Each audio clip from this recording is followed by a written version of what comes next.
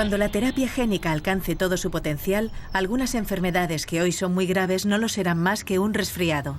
Fátima Bosch. Existen algunas enfermedades minoritarias que afectan a un porcentaje muy bajo de la población y que todavía no tienen cura.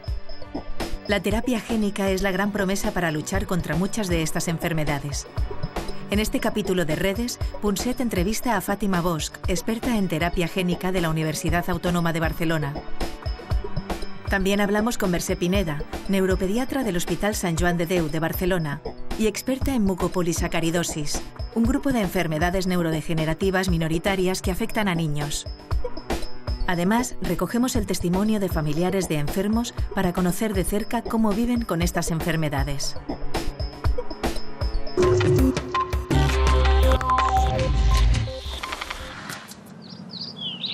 Bueno, es fantástico hablar del futuro, ¿no? Y cuando hablo con mis amigos científicos y médicos, todos me hablan de la terapia génica como algo de futuro. Y, por ejemplo, me gustaría que les pudiéramos decir a los telespectadores si están tan lejos como estaban hace 5 años o 10 años, de que haya terapias génicas que se puedan aplicar. ¿Qué ha pasado en estos últimos? ¿Hay algún avance? ¿Hay alguna cosa? Tú eres una gran experta en terapia génica y has trabajado concretamente el tema de la diabetes. Luego entraremos en los temas más específicos, ¿no? ¿Qué ha ocurrido de nuevo en estos últimos años aquí? Bueno, en el caso de la diabetes va bastante más, digamos, atrás que para enfermedades más raras. Porque a pesar de que hay una gran necesidad, y nosotros insistimos de que la terapia génica puede ser una nueva herramienta para intentar tratar estas enfermedades, el problema es que existen fármacos, por un lado, para tratar estas enfermedades, con lo cual las terapias génicas tienen que ser mucho mejores que los fármacos actuales. Entonces necesitamos también mejores vectores. Esto en estos últimos 3 años... Por vectores queremos decir... Los vehículos que han de introducir los genes dentro de las células. Exacto. ¿No? Entonces, en estos últimos 5 años, como decía usted, vamos, en los últimos 3 años, yo creo que ha habido un gran avance en vectores que ahora son mucho más seguros. Y nosotros vemos que realmente puede ser una terapia realmente de futuro para el caso de la diabetes. Pero aún estamos en fases muy preclínicas en modelos animales. En ratón, ahora estamos en terapias en perro, pero vemos que las empresas farmacéuticas que se quieren introducir en este campo pues están pidiendo pues, unos niveles de bioseguridad y de eficacia que yo creo que aún no hemos llegado a ello. Pero se está en el camino. Se está en ello. O sea que, en cierto modo, es cierto que la medicina del futuro, las terapias del futuro, probablemente consistirán menos en la utilización de fármacos y más en la utilización o en la transformación de células vivas. Bueno, yo creo que sí, porque a veces muchos de estos fármacos, en el caso de la diabetes, es que cuando los administramos actúan a muchos niveles, ¿no? A diferentes órganos, diferentes tejidos, y dan, digamos, muchos efectos secundarios, ¿no? A lo mejor, lo que se intenta con terapia génica, a lo mejor lo que conseguiremos será pues, efectos más específicos aún, y con eso podemos disminuir a lo mejor la resistencia a la insulina de la diabetes tipo 2, ¿no? Pero esto aún, bueno, yo creo que tardaremos bastante tiempo para la diabetes tipo 2. Oye, Fátima, en terapia génica hay como 2 grandes vías, ¿no? Una es el gen que puede curar, que lo tienes que meter, se lo tiene que tragar un vector, que lo llamáis un vector y que es un virus. Pues normalmente. Son derivados de los virus. Pero luego hay otro sistema que consiste en un gen que enviáis a unas células que habéis extraído del cuerpo del paciente, las tratáis, estas células, y luego, cuando ya las habéis tratado con el gen, las volvéis a meter en el cuerpo del paciente. ¿Cuál es la diferencia? Bueno, son 2 grandes aproximaciones y dependerá para qué enfermedad utilizamos una u otra. La primera, la que mencionaba, es la terapia génica in vivo, que consta en coger el gen, introducirlo en un vector. Los vectores ahora más utilizados son derivados de los virus, ¿no? Y lo que nosotros estamos utilizando son derivados de los virus ADN asociados, que son unos virus que no causan enfermedad en humanos. Entonces se elimina los genes virales y se introduce el gen terapéutico. Entonces estos vectores en la terapia génica ex vivo se inyectan directamente o al torrente circulatorio o a otras vías para llegar al tipo celular que nosotros necesitamos manipular. Para algunas enfermedades, por ejemplo, el caso de mucopolisacaridosis, esto funciona bien. Pero hay otras enfermedades hereditarias también, o enfermedades raras, que los vectores y la terapia génica en vivo no funcionan. No. Entonces nosotros sacamos unas células al paciente, las cultivamos, con un vector le introducimos el gen terapéutico, las amplificamos y las volvemos a trasplantar. Y es una manera de poder llegar a curar. Es la terapia ex vivo. Muchos de nuestros achaques tienen un origen genético. Dolencias como la hemofilia o algunas enfermedades minoritarias se deben a la ausencia o al mal funcionamiento de un único gen. Pero en otros casos, como por ejemplo la diabetes, las causas son complejas, ya que combinan la acción de varios genes con nuestro entorno y nuestros hábitos de vida. En cualquier caso, si lográramos sustituir alguno de esos genes anómalos por uno funcional, podríamos paliar los síntomas o incluso llegar a revertir ciertas enfermedades. Alguien con hemofilia, por ejemplo, carece de una proteína implicada en la coagulación de la sangre. A estas personas les falta el gen que contiene las instrucciones para fabricar esa proteína o bien poseen una variante defectuosa de dicho gen. Si consiguiéramos reemplazar el gen erróneo por el correcto en células de un órgano como el hígado, estas podrían fabricar la proteína y verterla en la sangre, con lo que se solventarían los problemas de coagulación. Precisamente este es el objetivo de la terapia génica: introducir en la célula un gen que reemplace al que está defectuoso o ausente.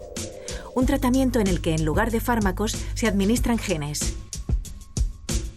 Eso se consigue gracias a un vector, un vehículo encargado de transportar el gen terapéutico hasta las células de destino. Existen múltiples vectores. Unos de los más comunes son los virus, agentes que insertan su material genético en las células que infectan. En terapia génica, el material genético de los virus se reemplaza por el gen funcional. El vector, equipado con el gen curativo, se administra al paciente para que alcance las células de un tejido en particular. En la jerga científica, a esto se lo conoce como terapia génica in vivo.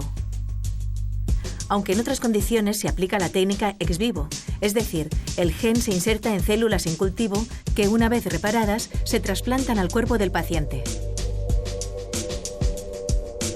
En cualquier caso, al alcanzar las células de destino, los virus les introducen el gen beneficioso y las incitan a fabricar la proteína deseada. Un vector ideal sería aquel capaz de insertar el gen funcional en la célula de destino sin desatar una respuesta inmunológica de rechazo. En este sentido, los investigadores están desarrollando vectores cada vez más seguros. Estos avances, junto a la revolución de la genómica, nos abren hoy las puertas hacia tratamientos de enfermedades que las terapias convencionales no pueden solucionar.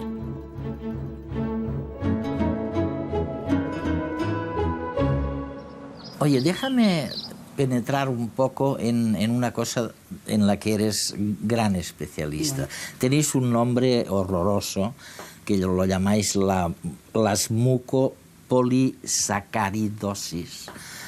O sea, enfermedades o síndromes específicos que son rarísimos en el sentido de que afectan a muy poca gente y además lo terrible de esto, y tú ya sé que eso lo sientes como si fuera tuyo, lo terrible es que afecta en un 50% a niños y lo terrible es que quedan deformados y lo terrible es que no hay cura. No se muere.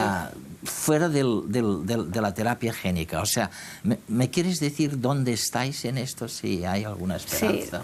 Sí, nuestro grupo, que veníamos trabajando durante muchos años en terapia génica para diabetes y que íbamos avanzando, pues nos introducimos en el campo de las mucopolisacaridosis porque, bueno, vinieron la Asociación de Padres de Mucopolisacaridosis, de la más común aquí en España, que es la 3A, a vernos, y entonces nosotros, bueno, pensamos que lo que habíamos aprendido en el estudio de la diabetes, podíamos aplicar estos conocimientos a esta enfermedad que era también metabólica.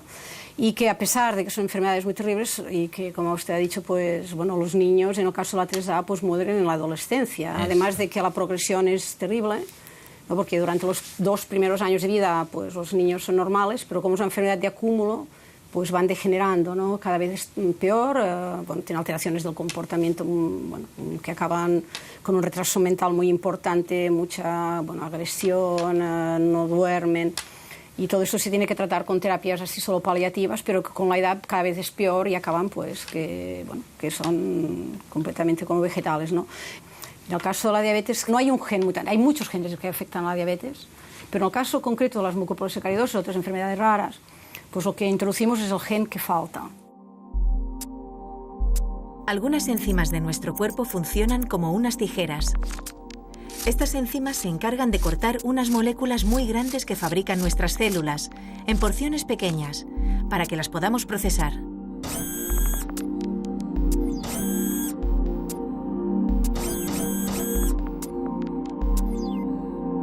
Si el diseño de estas enzimas fuera defectuoso, no podrían desempeñar bien la función de romper esas grandes moléculas. En consecuencia, no podríamos procesarlas y se irían acumulando en los tejidos. Algo similar sucede en síndromes como el de Morquio, el de Sanfilippo o el de Hunter. Estos son 3 ejemplos de mucopolisacaridosis, un grupo de enfermedades minoritarias causadas por un gen que no funciona adecuadamente. Las mucopolisacaridosis son enfermedades raras, son enfermedades lisosomales, que quiere decir que las células de todo nuestro organismo se van rellenando de unas sustancias y que no pueden salir de la célula. La acumulación progresiva de estas sustancias perjudica el desarrollo físico y cognitivo del paciente. Desde que se diagnostica la enfermedad durante la niñez, los afectados padecen un retroceso progresivo de aquellas facultades que han adquirido. O sea, un niño primero aguanta la cabeza, luego gatea, luego anda y luego habla. ¿Qué es lo último? El hablar. Pues entonces lo primero que ellos pierden es la capacidad de hacer conversación, o sea, de decir frases de 2, 3 palabras, y entonces la guardería se dan cuenta que cada vez les cuesta más expresarse, que cada vez se vuelven más irritables y que cada vez se vuelven más torpes. Por el momento aún no podemos curar la mucopolisacaridosis. Se aplican tratamientos paliativos con los que dar calidad de vida al enfermo e incluso se suministra la enzima por vía intravenosa. Pero esta enzima no alcanza ciertos tejidos con cantidad suficiente y no llega a frenar la enfermedad. Ante este panorama, la solución podría encontrarse en proporcionar el gen funcional para que sea el propio cuerpo quien fabrique y distribuya esa enzima. La terapia génica va a ser el tratamiento para muchísimas enfermedades, porque realmente si tú puedes administrar el gen corregido a tu paciente y este se distribuye por todos los tejidos que están afectados de una manera correcta, podrás llegar a esperar una curación de esa enfermedad. Yo creo que es la única solución para intentar un tratamiento curativo, porque lo que tenemos hasta ahora son tratamientos que nos mejoran calidad de vida, pero que no nos curan y que los pacientes fallecen igualmente. Háblame de un síndrome específico en el que habéis trabajado particularmente, que es el de Sanfilippo. ¿Qué es esto exactamente? Bueno, el Sanfilippo, nosotros lo que trabajamos es el Sanfilippo A, que es una mucopolisacaridosis, es del grupo, la mucopolisacaridosis 3, el grupo de las 3, se llama síndrome Sanfilippo, y hay el A, el B, el C y el D. Que esto es una enfermedad pues, neurodegenerativa, una enfermedad hereditaria. Para el Sanfilippo A, que es el que ahora ya estamos ya más avanzados, porque ya hemos conseguido pues, la designación de medicamento huérfano por la Agencia Europea del Medicamento, la EMA, y por la Food and Drug Administration de Estados Unidos. Hemos demostrado que el vector no es tóxico y que funciona en animales grandes. Hemos utilizado las mismas vías de administración que utilizamos en ratón en perros y vemos que funciona bien, y ahora ya pues, estamos ya haciendo todos los trámites para poder mover hacia un clinical trial. Pero nunca pensé lo complicado que era llegar a diseñar un clinical trial.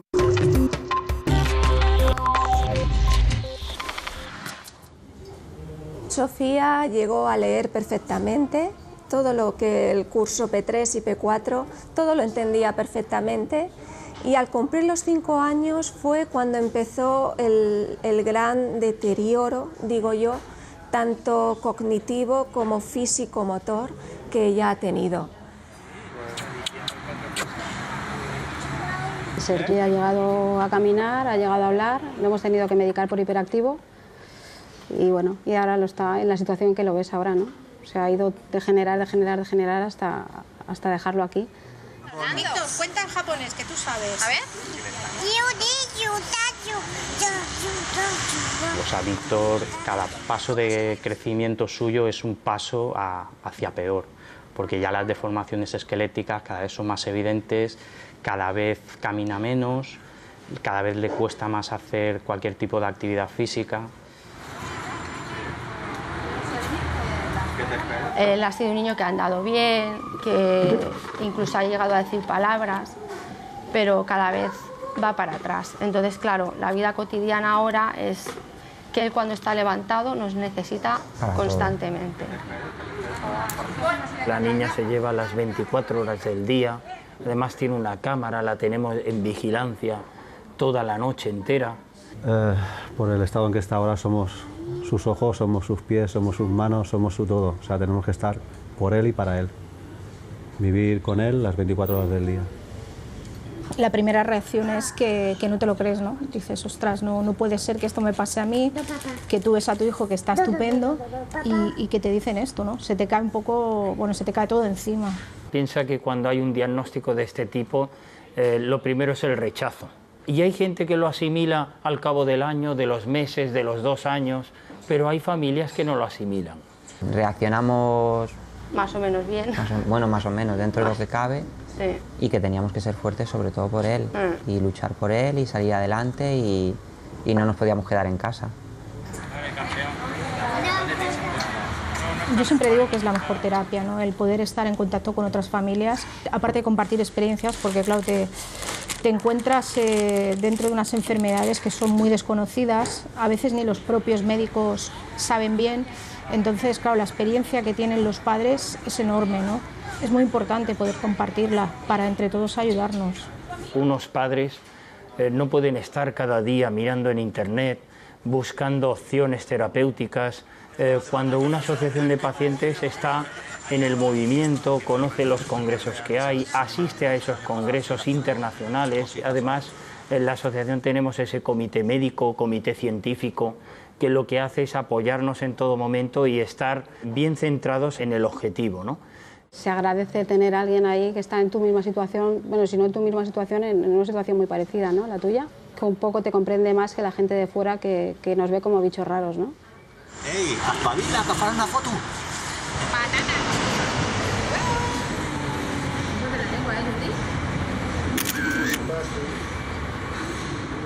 Si yo no recuerdo mal, Watson y Crick descubrieron lo que llamaban entonces el secreto de la vida en 1953. ¿No te parece raro que hayan tenido que pasar tantos años para llegar a la conclusión de que muchas enfermedades se podrían curar con terapia génica si hubiéramos podido investigar más, si hubiéramos sabido más cómo resolver las dificultades con que nos enfrentamos? Yo creo que es como una progresión que cada vez va a ir más rápido, ¿no? La terapia génica empezó hace 20 años, ¿no? Pero yo creo que se han tenido que superar muchas etapas, ¿no? Porque ha habido efectos adversos de los vectores, se han tenido que desarrollar vectores más seguros, más eficaces. Y esto yo creo que sí que ha sido muy útil estos últimos años. Y ahora, yo me acuerdo cuando empecé en el campo, que era en el inicio, en los años, no sé, en el 89, 90, pues había un vector, que eran unos retrovirus, pero han ido apareciendo vectores y han ido desapareciendo, ¿no? Yo ahora cada año que explico a clase, ¿no? Pues yo veo que ahora ya nos quedamos con un grupo más reducido de vectores, que son los mejores, ¿no? Y son los que, yo creo que ahora ya estamos en un momento que tenemos muy buenos vectores, sabemos los problemas que pueden ocasionar y cómo resolverlos, esto ya se empieza a ver, ¿no? y la progresión en los próximos 5 años va a ser brutal. Esto es Tú dices puede ser geométrica. Sí, que es decir, que ya se va avanzando mucho, y esto quiere decir que de esto ya se pasará a humanos. Dentro, no todo el mundo está aplicando para tener clinical trials en humanos. Entonces yo veo otros problemas, ¿no? Yo creo que dentro de 3 años el colapso no será en que se habrá avanzado tanto en la preclínica, en animales pequeños, en animales grandes, que el problema será cómo llegamos al humano, porque claro, para hacer terapias en humanos necesitamos vectores, digamos, de alta calidad, ¿no? Y estos se han de producir en laboratorios muy especializados. Yo creo que el cuello de botella estará aquí dentro de nada. Aunque parezca mentira, yo creo que va a haber un problema, bueno, problema que se solucionará seguro, ¿no? Ya se empieza a ver. Pero que la terapia génica es mucho más complicada. Ya es no curar solamente el ratón, que está en España. Yo, como decía antes, de que cada vez era más complicado, es como pasas de los resultados que tenemos en un laboratorio, ¿no? Lo que estamos todos acostumbrados a ir a clinical trial, es que es otro mundo. Toda la regulamentación que hay alrededor de esto para pedir permisos, todos los estudios de toxicología que se han de hacer para demostrar que el vector pues, no puede causar efectos adversos. Todo esto es muy complicado y necesitas empresas especializadas y además es muy caro. Sobre todo me imagino que lo que hace falta es una colaboración enorme entre la comunidad científica y la comunidad industrial, ¿no? El sector político. A veces mis amigos de liberales, que llaman allí, o de izquierdas científicos en Estados Unidos, me hablan del temor que tienen al contemplar la imbricación tan tremenda entre los dos sectores, ¿no? Y yo les digo, oye, veniros a España y se os va a pasar el miedo, porque realmente es lo bonito de lo que estás haciendo, que estás fortaleciendo en este campo tan específico la relación de la comunidad científica. Es que si no, no podemos, nosotros solos no podemos, somos científicos. No entendemos nosotros, ahora por ejemplo, en nuestro trial, pues hablamos con el equipo que lleva toda la parte de reglamentación para presentar a la Agencia Europea del Medicamento. Es toda una cantidad de normativas, yo no sé, para nuestro Orphan Drug, pues yo qué sé, necesitas allí un documento de 100 o 200 páginas. Entonces, a la FDA, después, diseñar el trial clínico. En estas enfermedades neurodegenerativas, cuanto antes trates al paciente, pues mejor, ¿no? Porque cuando va avanzando la enfermedad, las células se van muriendo, ¿no? Y entonces es muy difícil revertir esto. En cambio, si coges a los niños, pues cuanto más jóvenes, más al inicio de la enfermedad, más fácil será revertirlos, ¿no? Lo que se está pensando es que, cuando me decía de caras a futuro, piense que ahora se conocerán los genes, se sabrá cuál es su función, y además se está abaratando mucho el coste de hacer estudiar cada genoma de cada persona. Dentro de nada sabremos cada uno de nosotros, cuando nazca un niño, sabrá todo su genoma, ¿no? Y si hay alguna mutación que cause una enfermedad. Que puede dar... Imagínense que si ya sabemos que un niño nace y que tiene tal mutación, y nosotros tenemos una terapia para contrarrestar esta enfermedad, lo podemos tratar nada más nacer, con lo cual estas enfermedades raras se convertirían, pues no sé, como uno que coja un resfriado, ¿no? O sea, yo creo que en un futuro, si combinamos todos los avances de la ciencia, pues yo creo que estas enfermedades hereditarias, podrán ser no lo graves que son hasta ahora, ¿no? Pero claro, esto aún necesita mucha investigación, pero yo creo que el futuro, como decía usted, esto se solucionará.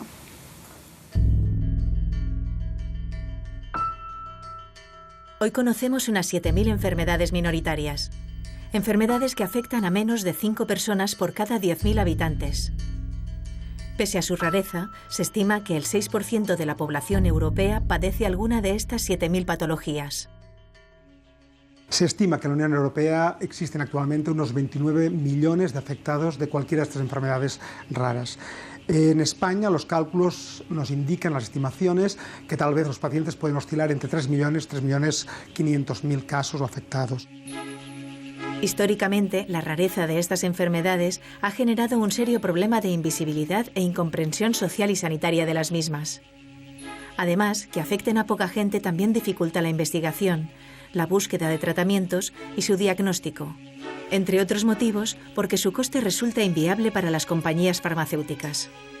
Pero en los últimos 10 años, esto ha empezado a cambiar gracias a la denominación de medicamentos huérfanos. Medicamento huérfano, por tanto, es aquel que al no tener padre y madre necesita, de alguna forma, la ayuda, incentivos, para poder desarrollarse y finalmente convertir un medicamento potencial, es decir, en investigación, en un medicamento autorizado que se pueda utilizar para aliviar curar, tratar o prevenir o diagnosticar cualquiera de estas patologías. El paradigma de la rareza comporta una ayuda en la investigación extraordinaria, porque si no, por sus propios métodos o por sus propios recursos, las industrias no podrían adentrarse en este mundo tan complejo. Gracias a estas ayudas se ha fomentado la investigación, los ensayos clínicos o clinical trials, la búsqueda de tratamientos y un mejor conocimiento de ciertas enfermedades minoritarias. Transcurridos 10 años desde que se acuñó el término medicamentos huérfanos en Europa, en 2011 contamos con 70 medicamentos autorizados y 900 tratamientos en proceso de investigación. En este sentido, es en estos medicamentos huérfanos donde el panorama de las enfermedades minoritarias alberga una chispa de esperanza. O sea que estamos hablando realmente de lo que es el futuro. Ya sé que Fátima me dirá, hombre, que no es todo el futuro, ni muchísimo menos, que es muy difícil, pero realmente parece lógico que realmente lo que están trabajando estos investigadores es en curar enfermedades, en aplicar terapias mediante genes que pueden curar las células, ya sea utilizando vectores que puedan trasladar estas células. Eso para mí es la gran ventaja. Cuanto antes se trata una enfermedad neurodegenerativa, más fácil es revertirla. Fátima Bosch.